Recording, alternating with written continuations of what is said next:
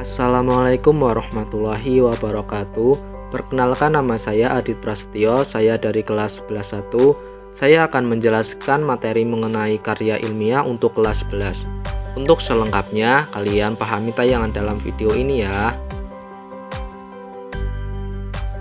Tujuan pembelajaran kita di video ini adalah untuk memahami pengertian, struktur, unsur-unsur, dan cara penulisan karya ilmiah yang baik dan benar. Apa sih itu karya ilmiah? Dalam pembelajaran bahasa Indonesia, kalian tentu sering mendengar penyusunan karya ilmiah. Jadi, karya ilmiah adalah tulisan yang disusun berdasarkan penelitian dan pengamatan yang sistematis dengan menggunakan metode ilmiah yang valid. Karya ilmiah bertujuan untuk memecahkan masalah atau menjawab pertanyaan penelitian dengan menggunakan data dan analisis yang akurat. Dalam karya ilmiah terdapat struktur karya ilmiah. Karya ilmiah dapat ditulis dalam berbagai bentuk penyajian. Setiap bentuk itu berbeda dalam hal kelengkapan strukturnya. Secara umum, bentuk penyajian karya ilmiah terbagi ke dalam 3 jenis, yaitu bentuk populer, bentuk semi-formal, dan bentuk formal. Bentuk penyajian karya ilmiah terbagi menjadi 3 jenis, yaitu 1. Bentuk populer. Karya ilmiah bentuk ini bisa diungkapkan dalam bentuk karya ringkas. Ragam bahasanya bersifat santai atau populer. 2. Bentuk semi-formal. Bentuk karya ilmiah ini umumnya digunakan dalam berbagai jenis laporan biasa dan makalah. 3. Bentuk formal. Karya ilmiah bentuk formal disusun dengan memenuhi unsur-unsur kelengkapan akademis secara lengkap, seperti dalam skripsi, tesis, atau disertasi. Dalam karya ilmiah terdapat bagian terpenting dari struktur karya ilmiah. 1. Judul. Judul di dalam karya ilmiah dirumuskan dalam satu frasa yang jelas dan lengkap. 2. Pendahuluan. Bagian pendahuluan terdiri dari latar belakang masalah, perumusan masalah, tujuan penelitian, dan manfaat atau kegunaan penelitian. 3. Kerangka teoretis. Kerangka teoretis disebut juga kajian pustaka atau teori landasan. 4. Metodologi penelitian.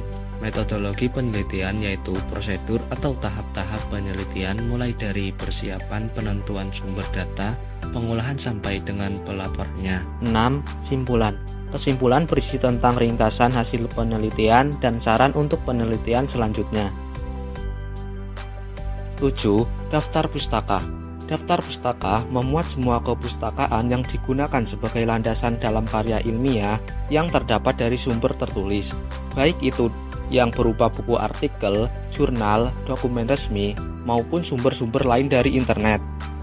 Untuk selanjutnya ada unsur-unsur karya ilmiah, yaitu 1. Gagasan ilmiah. Gagasan ilmiah dalam karya ilmiah berupa pernyataan ilmiah penulis. 2. Fakta. Penulisan fakta di dalam karya ilmiah harus dapat dipertanggungjawabkan dan disertai bukti yang nyata. 3. Data dan hasil penelitian. Data dan hasil penelitian harus ada di dalam karya ilmiah jika karya ilmiah berbentuk laporan penelitian. 4. Pendapat para ahli. Sebuah karya ilmiah harus didasarkan pada pendapat para ahli. 5. Teori-teori relevan. Teori ini sebagai bahan banding dalam sebuah karya ilmiah. 6. Penalaran. Penalaran ini diwujudkan dengan penyajian informasi secara terpadu dan sistematis. 7. Bahasa. Bahasa merupakan salah satu unsur penting dalam penulisan karya ilmiah.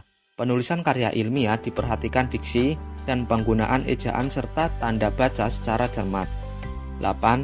Tampilan visual. Tampilan visual berkaitan dengan gambar, grafik, dan bagian di dalam karya ilmiah. Cara penulisan karya ilmiah. Berikut adalah beberapa tips untuk menulis karya ilmiah yang baik. 1. Pilih topik yang relevan. 2. Lakukan penelitian yang sistematis. 3. Analisis data dengan akurat. 4. Tulis dengan jelas dan sistematis.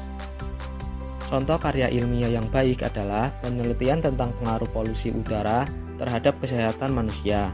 Jadi, penelitian ini menggunakan metode survei dan analisis data statistik untuk mengetahui hubungan antara polusi udara dan kesehatan manusia.